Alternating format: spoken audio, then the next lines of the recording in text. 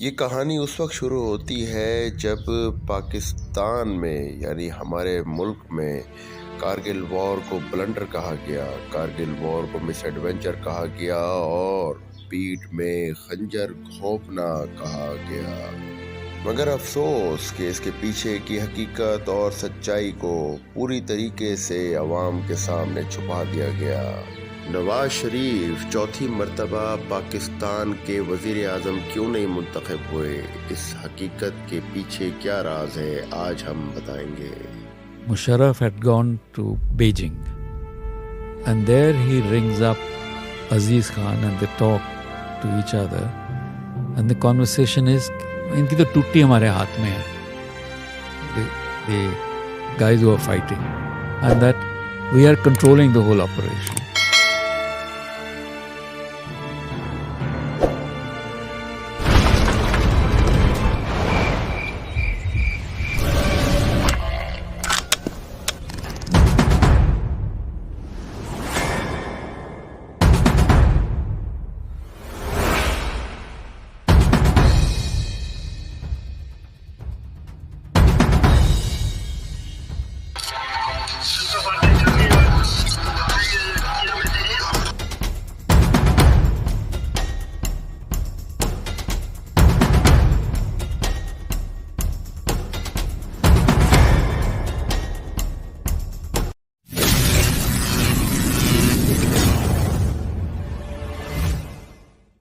السلام علیکم پاکستان، مہدی حسن حاضر ہے آج کی رپورٹ کے ساتھ۔ ناظرین، یہ بھی ایک حقیقت ہے کہ پاکستان نے جس کسی کو بھی عزت دینی چاہی اسی شخصیت نے پاکستان کی پیٹھ میں خنجر گھونپ دیا۔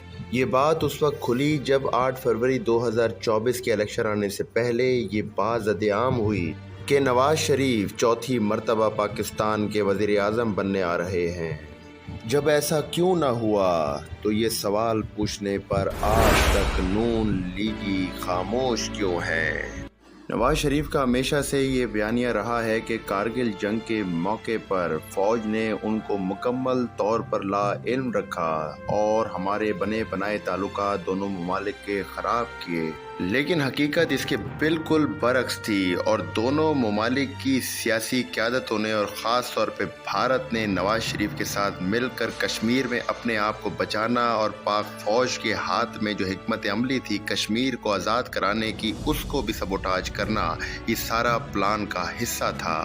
یہ صرف کہانی نہیں بلکہ حقیقت ہے۔ جب 21 دسمبر 2020 کا دن آیا جب ڈان نیوز کے اخبار نے خبر دی کہ نواز شریف سابق وزیر اعظم کی بھارتی ہم منصب سابق وزیر اعظم اٹل بہاری واجپئی سے کارگل جنگ کے دوران 5 مرتبہ ٹیلی فونک رابطہ ہوا، اسی روز بھارتی اخبار دی ہندو نے خبر دی کہ سابق بھارتی وزیر اعظم اٹل بہاری واجپئی کے پرائیویٹ سیکرٹری کی کتاب کا حوالہ دیتے ہوئے لکھا کہ سابق پاکستانی وزیر اعظم اور ان کی ہندوستانی ہم منصب اٹل بہاری واجپئی نے 1999 میں کارگل جنگ کے دوران کم از کم 5 مرتبہ فون پر ایک دوسرے سے بات کی۔ مخرل ذکر اس نقطۂ نظر پر روشنی ڈالتے ہوئے لکھتے ہیں کہ army chief general Pervez Musharraf اور آپ کی فوج نے نواز شریف کو دھوکے میں رکھا ہے۔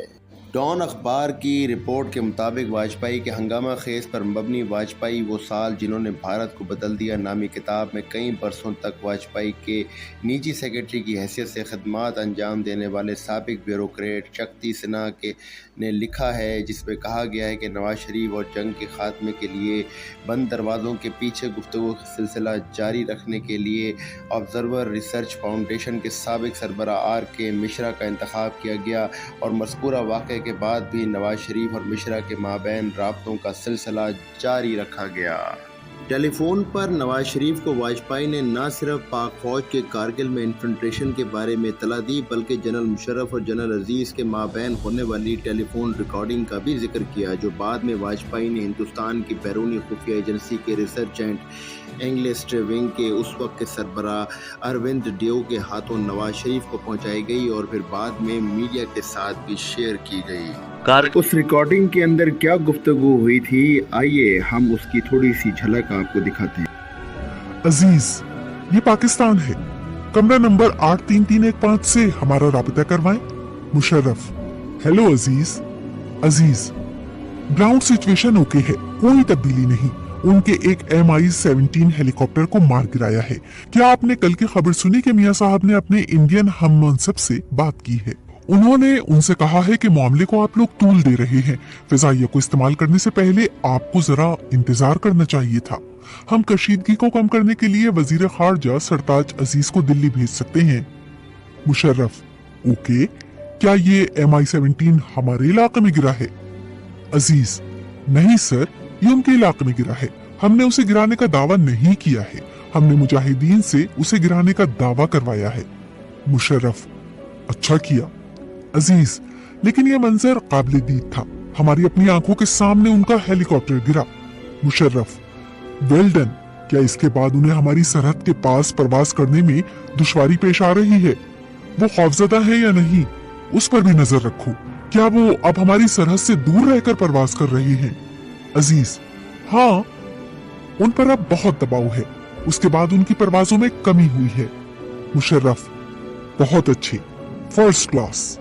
हिंदुस्तान की खुफिया एजेंसी ने ये रिकॉर्डिंग्स वाजपेयी को सुनाने के बाद नवाज शरीफ को ये भेजने का फैसला किया और अटल बिहारी वाजपेयी के कहने पर नवाज शरीफ को कॉल की गई और इन टेप्स को पहुंचाने का इंतज़ाम किया गया, जिसके लिए RK मिश्रा का इंतखाब किया गया जो नवाज शरीफ तक इन टेप्स को पहुंचाएगा। 4 जून को इंडिया ने इन टेप्स को उनकी ट्रांसक्रिप्ट के साथ वजीर आजम नवाज शरीफ को सुनाने का फैसला किया। अगर मुशर्रफ की बातचीत को रिकॉर्ड करना इंडियन इंटेलिजेंस की एक बड़ी कामयाबी थी, तो नवाज शरीफ तक इन टेप्स का पहुंचाना कोई कम बड़ा काम नहीं था। सवाल उठा कि इन हसास टेप्स को लेकर इस्लामाबाद कौन जाएगा? एक शख्स ने नाम न जाहिर किए जाने की शर्त पे बताया कि मशहूर सहाफी RK मिश्रा को इसके लिए मुंतखब किया गया था, जो उस वक्त ऑस्ट्रेलिया में थे। उन्हें इंडिया बुलाकर ये जिम्मेदारी सौंपी गई, इस खौफ से कि कहीं इस्लामाबाद के हवाई अड्डे पर उनकी तलाशी न ली जाए। इसके लिए उन्हें सिफारतकार की हैसियत दी गई है ताकि उन्हें सिफारती इस्तिस्ना हासिल हो जाए। उनके साथ इंडियन वजारत खारजा के ज्वाइंट सेक्रेटरी विवेक काटजू भी थे। RK मिश्रा ने सुबह 8:30 बजे नाश्ते के वक्त नवाज शरीफ से मुलाकात की और उन्हें वो टेप सुनवाई और ट्रांसक्रिप्ट उनके हवाले की। इस काम को मुकम्मल करने के बाद मिश्रा और काटजू इसी शाम दिल्ली वापस आ गए।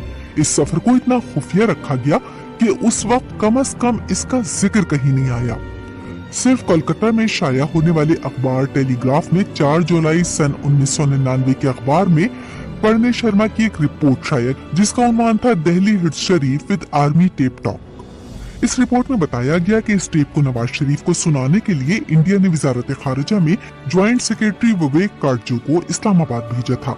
रॉ के साबिक एडिशनल सेक्रेटरी B रमन ने 22 जून सन 2007 को आउटलुक मैगजीन में लिखे गए एक मजमून release of Kargil tape masterpiece और ब्लेंडर में लिखा कि नवाज शरीफ को टेप सुनाने वालों को ये वाज़े पैगाम दिया गया था कि वो टेप सुनाने के बाद उसे वापस ले आएं और उनके हवाले ना करें। कश्मीर को आज़ाद कराने वाली जंग को मुतनाज़ा बनाने वाली शख्सियत क्या इस मुल्क में वज़ीर आज़म तो दूर, क्या सियासतदान भी होना चाहिए जो दुश्मन के आलाकार के तौर पर दुश्मन की मदद कर रहा हो और उनकी एजेंसी के लोगों को यहाँ पर सिक्योरिटी मुल्क की कॉम्प्रोमाइज़ कर कर मदऊ कर रहा हो ताकि वो उसके लिए खुफिया तौर पर काम कर सकें और जंग के हालात को बदला जा सके। क्या मैं पूछना चाहता हूँ इस कौम से, क्या ये पाकिस्तान के हक़ में बेहतर होगा? इस पर आपकी राय क्या है? कमेंट सेक्शन में हमें अपनी राय से आगाह करें। ये वीडियो आपको कैसी लगी कमेंट कर हमें ज़रूर बताएं और हमारे आने वाली वीडियो कि जनरल ज़ियाउल हक की असैसिनेशन से पहले उन पर 2 हमले किस सियासी जमात ने किए थे, इसके लिए आप हमारी अगली वीडियो का इंतज़ार करें। तब तक के लिए मेहदी हसन को इजाज़त दें, इस दुआ के साथ कि अपना बड़ा ख्याल रखेंगे, दुआ में याद रखेंगे और हमें बहुत ज़्यादा सपोर्ट करेंगे। इंशाअल्लाह अज़ीज़ हम आपके सामने बहुत सारे हक़ाइक़ लेकर आएंगे जो कि आज तक आपके पसे मंज़र छुपाए गए। तब तक के लिए मेहदी हसन को इजाज़त दें। पाक फ़ौज ज़िंदाबाद, पाकिस्तान पाइंदाबाद। अल्लाह हाफ़िज़।